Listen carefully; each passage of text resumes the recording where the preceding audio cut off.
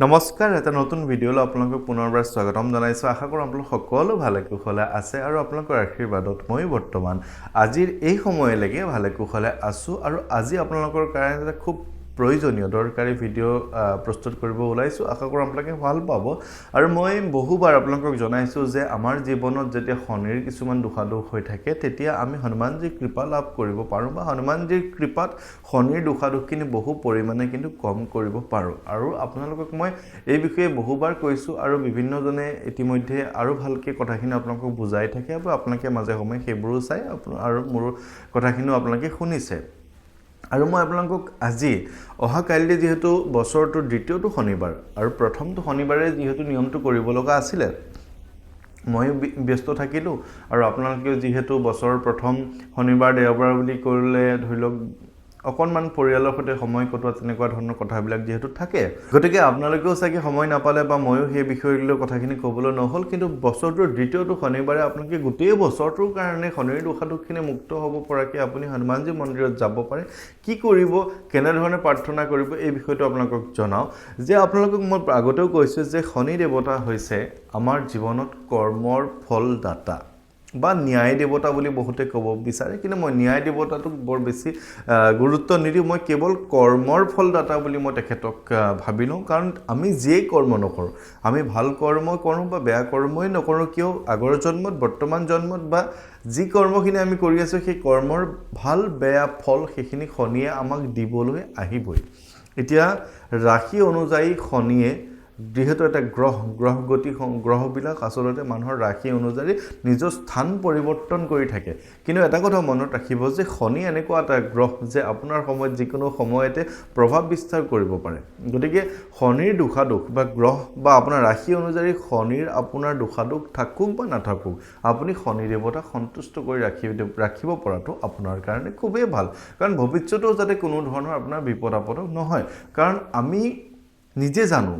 কিছুমান কাম আমি কৰিছোঁ যিবোৰ কাম কৰিব নালাগিছিল হয়তো কাৰোবাৰ কাৰণে সেইখিনি বেয়া হৈছে বা সেইখিনি কাম আমি একেবাৰে উচিত কৰা নাই যাৰ কৰ্মৰ ফল শনি দেৱতাই আমাক দিব এই কথাটো আমি ভাবিব লাগিব এই কৰ্মা ৰিটাৰ্ণছ বুলি কয় যে কৰ্মাটো কিন্তু বেক হয় যি কৰ্মই নকৰোঁ আপুনি আনৰ কাৰণে যদি কিবা বেয়া কাম কৰিছে বেয়া চিন্তা কৰিছে সেই কথাখিনি আপোনাৰ লগতো কিন্তু ৰিপিট হয় গতিকে বহুজন মানুহ মই লগ পালোঁ বহুজন মানুহে মোক কয় যে মই চাগে এনেকুৱাখিনি কৰাৰ কাৰণে মোৰ আজি এই অৱস্থা এনেকুৱা ধৰণৰ বহুতে মোক কিন্তু নিজৰ জীৱনৰ অনুশোচনাখিনি কিন্তু কয় গতিকে আমি শনি দেৱতাক সন্তুষ্ট কৰি ৰাখিব পৰাটো ভাল যাতে শনিৰ দেৱতাৰ যিখিনি কুপ্ৰভাৱ সেই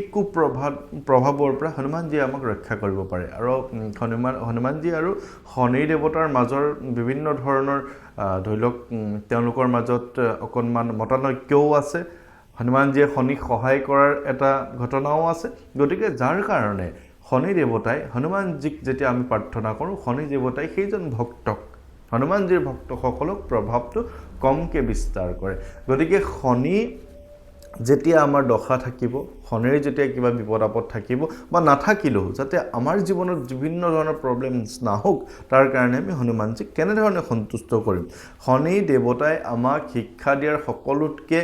মানে কথাখিনি এনেকুৱা ধৰণৰ তেওঁ আমাক চেপি ধৰে যে শনি দেৱতাই আমাক ফাইনেন্সিয়েলি বা আৰ্থিকভাৱে একেবাৰে জুৰুলা কৰি দিয়ে কালিলৈকে আপোনাৰ বহুত টকা আছিলে কিন্তু আজি আপুনি একেবাৰে ধ্বংস হৈ গৈছে নিশেষ হৈ গৈছে তেনেকুৱা ধৰণৰ শনিয়ে আপোনাক ক্ষতি কৰিব পাৰে শনিয়ে আপোনাৰ মনটো একেবাৰে বেয়া কৰি ৰাখিব পাৰে আপোনাক এংজাইটি ডিপ্ৰেশ্যন মানসিকভাৱে একেবাৰে অস্থিৰ কৰি ৰাখিব পাৰে যাৰ কাৰণে আপুনি কোনো কৰ্মত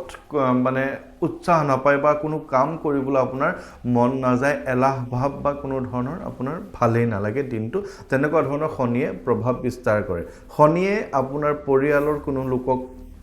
কিছু শিক্ষা দি বা কিছু ক্ষতি কৰি আপোনাক শিক্ষা দিব পাৰে গতিকে এনেধৰণৰ যিকোনো প্ৰব্লেমছ যেতিয়া আপোনাৰ জীৱনত আহিব খুব বেছি যেতিয়া আপুনি অস্থিৰতাবোধ অনুভৱ কৰিব যে কোনো কাৰণে আপোনাৰ ভাল লগা নাই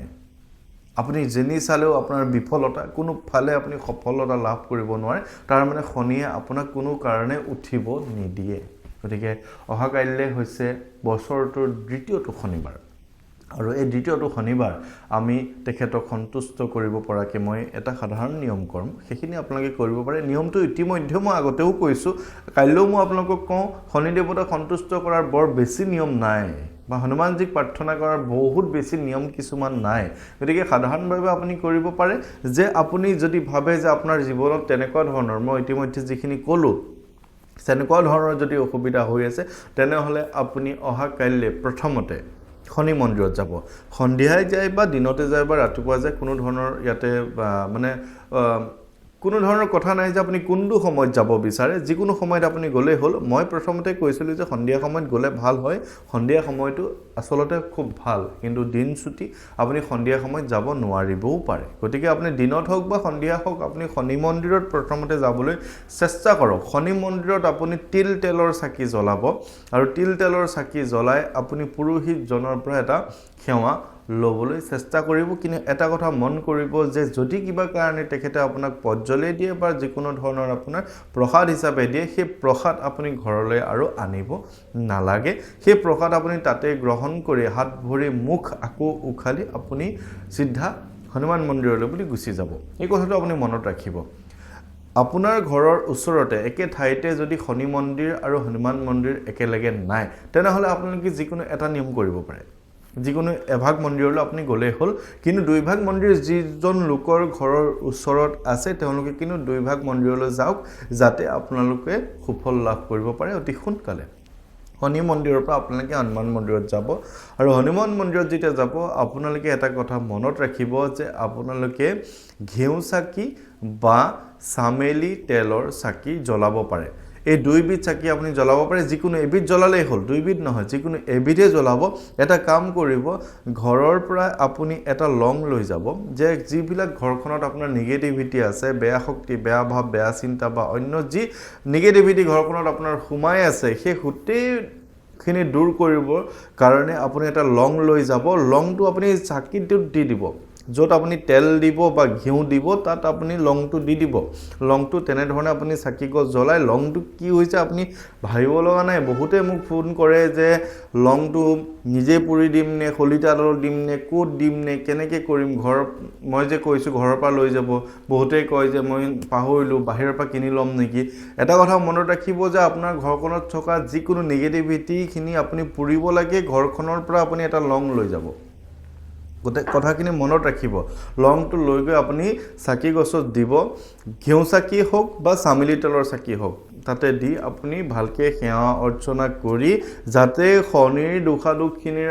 যদি আছে আপোনাৰ জীৱনত, সেই শনিৰ দোষাদোষখিনি যাতে খণ্ডন হয়, তাৰ বাবে আপুনি পুৰোহিতজনৰ ওচৰত সেৱা লৈ আপুনি নিজেও মনৰ ফালৰ পৰা আপুনি সেৱা এটা জনাই, যদি পাৰে তেনেহ'লে হনুমান চালিচাখন আপুনি হনুমান মন্দিৰত অহা কালিলৈ এবাৰ পাঠ কৰি আহিব।